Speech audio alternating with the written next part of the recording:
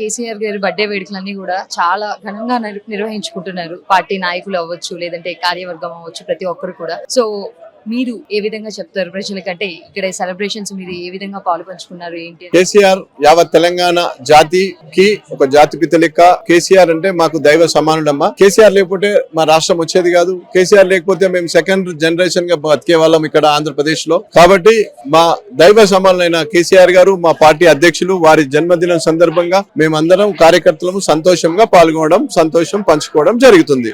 అదే విధంగా జాతిపిత అని మీరు ఎంతగా ప్రేమగా పిలుచుకుంటున్నారు కేసీఆర్ గారిని. బట్ ఒకవైపు చూస్తే డి అంటే డి అన్నట్టు ఒకవైపు రేవంత్ రెడ్డి గారు మాట్లాడడం జరుగుతుంది. జాతిపిత ఎందుకు అవుతారు కేసీఆర్ గారు అని చెప్పేసి ఏ విధమైన మీరు కౌంటర్ ఇస్తారు? ఉంటారు. ఇప్పుడు జాతిపిత అనుమని కేసీఆర్ చెప్పిండా? జాతిపిత అని మహాత్మా గాంధీ చెప్పాడా?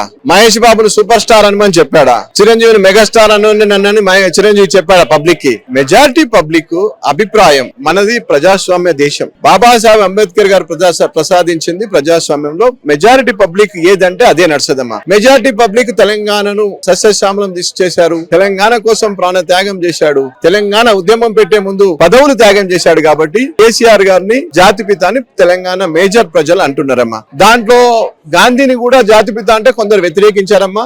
ఆ వ్యతిరేకంలోనే గాంధీని షూట్ చేయడం జరిగిందమ్మా. గాడ్సే లాంటి వాళ్ళు ఉంటారమ్మా అక్కడక్కడ. దాని గురించి అంత పెద్ద మీరు సీరియస్ తీసుకోవద్దు, మేము కూడా తీసుకోమమ్మా. పట్టించుకోకుండా ఉంటేనే మంచిదని అంటారు. అంతే కదమ్మా. ఇప్పుడు మెజారిటీ ప్రజలు మాకు అంటున్నారు, మైనారిటీ వాడు అక్కడక్కడే ఉండన్నా అలా ఇలా మాట్లాడితే దాని గురించి మనకు అంత అవసరం లేదు. కేసీఆర్ తెలంగాణ తెచ్చిండా లేదా? కేసీఆర్ తెలంగాణ కోసం పార్టీ పెట్టినప్పుడు పదవులను త్యాగం చేసిండా లేదా? కేసీఆర్ సచ్చుడో తెలంగాణ వచ్చుడో అని చెప్పిండా లేదా? తేకుండా రాళ్లతోటి కొట్టి సంపూర్ణ అని చెప్పిండా లేదా? తెచ్చిన తెలంగాణ నేను ఇంత అభివృద్ధి చేస్తా అని చెప్పిండా లేదా? చెరువులు తీస్తా అని చెప్పిండా లేదా? నల్గొండలో పుట్టడే వంకరగా పుట్టేదమ్మా. ఆ వంకర పుట్టేటోళ్ళ కోసం మిషన్ భగీరథని పెట్టి వాళ్ళని పుట్టకుండా మంచిగా పుట్టేటట్టు చేసిండా లేదా? పెళ్లిళ్ళు కాకుండా ఇండ్ల పిల్లలు ఉండిపోయేదమ్మా. మనది బడుగు బలహీన వర్గాలు, అణగారిన వర్గాలు ఎక్కువ ఉన్న తెలంగాణ ప్రాంతం అమ్మ. ఆ ప్రాంతంలో ప్రతి ఇంటికి కేసీఆర్ ఒక తండ్రి లెక్క, ఒక అన్న లెక్క, ఒక మేనమామ లెక్క వాళ్లకు ₹1,00,000, ₹1,16,000 ఇచ్చి పెళ్లి జరిపించిందా లేదా? మన వెనుకబడిన వర్గాలలో ఇబ్బంది అవుతుందని చెప్పి కేసీఆర్ కిట్ అని, నాటు వైద్యాలను కాకుండా న్యూట్రిషన్ కిట్ అని ఇట్లాంటి రకరకాలు చేసి బడుగు బలహీన వర్గాలకు గురుకులాలు పెట్టి ఈ తెలంగాణకి ఏం కావాలా? ఈ తెలంగాణలో చెరువులు ఉన్నాయి. ఈ తెలంగాణ చెరువులు అన్ని నిండిపోయినాయి. వాటిని పూటక తీయాలా? నిండిన చెరువులో చేపలు వేయాల. అటువంటి తీసుకొచ్చింది యాదవుల సోదరున్నారు, ముదిరాజు సోదరున్నారు. అందరినీ ఒక పద్ధతి ప్రకారం ముందు తీసుకుపోవాలని చేసిన వ్యక్తి కాబట్టి కేసీఆర్ గారమ్మా. కేసీఆర్ గారు ఇటువంటి నాయకులు చాలా అరుదుగా దొరుకుతారమ్మా. పార్టీల కోసమో స్వార్థం కోసమో ఉల్టా పల్టా మాట్లాడో, దేవుళ్ళ మీద ఒట్లేసుడో, లేకపోతే ఈ పార్టీ ఉంటే ఈ పార్టీ గొడుగు పట్టుడో, ఆ పార్టీ ఉంటే ఆ పార్టీ గొడుగు పట్టుడో, సంవత్సరానికి పార్టీ మాట్లాడో, ఢిల్లీ పోయి వీన్ కాల్లో పట్టుకొని ఉంటే ఇప్పుడు మాకు కూడా పదవులు ఉండేదమ్మా. మేము కూడా పొజిషన్లు ఉండేవాళ్ళం, మా పార్టీ కూడా. కాకుంటే కేసీఆర్ గారి దగ్గర తెలంగాణ రక్తం నరాన ఉంటది కాబట్టి ఆయన కాంప్రమైజ్ కాడమ్మా. కాంప్రమైజ్ అయ్యే క్వశ్చన్ లేదు. అదే ముచ్చట. మూసీ నది ప్రక్షాళన అని చెప్పేసి ఒకవైపు కాంగ్రెస్ ప్రభుత్వం అక్కడ ఉన్న జనానికని కూడా మొత్తం ఇబ్బంది పెడతా ఉంది సార్. దీని గురించి ఏ నాయకుడు కూడా స్టెప్ తీసుకుంటలేరు. డైవర్షన్ అమ్మా. పాలిటిక్స్ లో డైవర్షన్ అనేది కాంగ్రెస్ పార్టీ ఒకటి వాళ్ళ ఎజెండా ఉంటది. కాంగ్రెస్ పార్టీ ఎప్పుడుంది? నువ్వు పుట్టక ముందు నుంచి, నేను పుట్టక ముందు నుంచి ఉన్నది. బీఆర్ఎస్ పార్టీ, టీఆర్ఎస్ పెట్టి మన కళ్ళ ముందు పుట్టిన పార్టీ, తెలంగాణ రాష్ట్రాన్ని సాధించిన పార్టీ.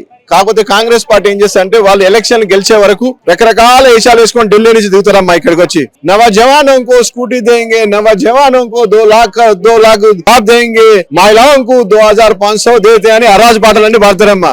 6 గ్యారెంటీలు పాడతారు. పాడినాక అధికారం రాగానే వాళ్ళు ఢిల్లీలో ఉంటారమ్మా. ముఖ్యమంత్రి 63 ఇవాళ ఢిల్లీ పోయిండమ్మా. అంటే అది కాంగ్రెస్ పార్టీ చరిత్ర. కాబట్టి వాళ్ళు ఏ చేయలేరమ్మా. ఈసారి 4th సిటీ అంటారు, లేకుంటే ఊసీ అంటారు, లేకుంటే హైదరాబాద్ కూలగొడతామంటారు. ఇదే తంతు తప్ప ఎక్కడ జరిగింది న్యాయము? ఎక్కడ ఉన్నాయి స్కీములు? ఎక్కడ ప్రజలకు న్యాయం జరుగుతుంది? ఎక్కడ పల్లెలు సంతోషంగా ఉన్నాయి? ఎక్కడ యూరియాల షాప్ లో యూరియా ఉండదు, యాప్ లో కొట్టమంటుండమ్మా. యాప్ లో కొట్టడం రైతుకు అవుతుందమ్మా? యాప్ లో ఈ స్మార్ట్ ఫోన్ ఉంటది రైతు దగ్గర ఉంటే చిన్న ఫోన్ ఉంటది. యాప్ లో కొట్టే స్థితికి వచ్చిందమ్మా మన రాష్ట్రం? మన దేశంలో రైతు యాప్ వాడే పరిస్థితికి వచ్చాడా? ఇది పరిస్థితి అమ్మా. హామీల విషయానికి వస్తే చాలా వరకు కూడా ఏది పూర్తిగా చేయలేదు అని చెప్పేసి ఒకవైపు ఇటు బీఆర్ఎస్ కానీ లేదంటే మిగతా పార్టీలు కూడా ధ్వజమెత్తుతా ఉన్నాయి కాంగ్రెస్ మీద. ఎందుకని అంటే ఇంకా ఆల్మోస్ట్ 2.5 year పాలన అయిపోయింది. ఇక లాస్ట్ 2 బడ్జెట్స్ అంటే ఇంకా లాస్ట్ బడ్జెట్ ఒకటి ఎలక్షన్స్ కు పెట్టేసుకుంటే ఇప్పుడు వచ్చే బడ్జెట్ కోసం చాలా మంది తన్నకలాడుతా ఉన్నారు బయట ప్రజలందరూ కూడా. దాని పరిస్థితి ఏంది? ఏమన్నా అంటే వచ్చే అవకాశం ఉందా ప్రజలకి?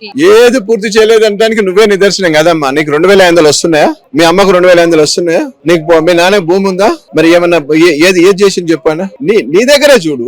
మన దగ్గర ఫస్ట్ మనకు సెల్ఫ్ సాటిస్ఫాక్షన్ ముఖ్యమమ్మా. మన సెల్ఫ్ సాటిస్ఫాక్షన్ లో మనకు డబ్బు వస్తుందా? ఆయన చెప్పిన పని ఏమన్నా అయిందా? తులం బంగారం వచ్చిందా? తులం బంగారం తల్లి కంటే పిల్ల పెరిగిందమ్మా. ఇప్పుడు పిల్ల కంటే తల్లి పెరిగింది. ₹1,00,000 ఇస్తే నేను తులం అతికిస్తా అన్నాడు. అది ఇవాళ 2 లక్షల తులం అయిందమ్మా. ఈ దరిద్రం ఇట్లా అనకుండా అది పెరగపోయేదేమో అని ప్రజలు అనుకుంటున్నారు. రేపటి రోజున తెలంగాణ ప్రజలకు అండగా నిలిచేది ఏ పార్టీ అంటే మీరేం చెప్తారు? ఈ జన్మాంతం భవిష్యత్ తరాలకు కూడా ఈ పార్టీయే ఈ ప్రజాస్వామ్యం బతికిస్తది. తెలంగాణ ప్రజలకు ఎక్కడ ఏం కావాలి, ఎక్కడ ఏ వర్గానికి ఏం అవసరం, ఏ ప్రాంతానికి ఏం అవసరం అనువనువు తెలిసిన వ్యక్తి కేసీఆర్ గారు. అనువనువని తెలిసిన వ్యక్తులు ఈ బీఆర్ఎస్ పార్టీ ఆది నాయకత్వం. కాబట్టి తెలంగాణకు కేసీఆర్ శ్రీరామ రక్ష, తెలంగాణకు బీఆర్ఎస్ పార్టీయే శ్రీరామ రక్ష. తెలంగాణ గొడుగునే ఈ తెలంగాణ బీఆర్ఎస్ దాంట్లోనే బాగా పరిపాలన జరుగుతుంది కాబట్టి అని ప్రజలు అనుకుంటున్నారు. మేము కూడా అదే చెప్తున్నాం. భవిష్యత్ అంతా బీఆర్ఎస్ పార్టీదే, రాబోయే రోజులు బీఆర్ఎస్ పార్టీయే. ఆ విధమైన ప్రణాళిక బీఆర్ఎస్ పార్టీ తరపు నుంచి రేపటి ఎలక్షన్స్ లో ముందంజగా వచ్చే దిశగా ఉన్నారా? మీరే అమ్మా,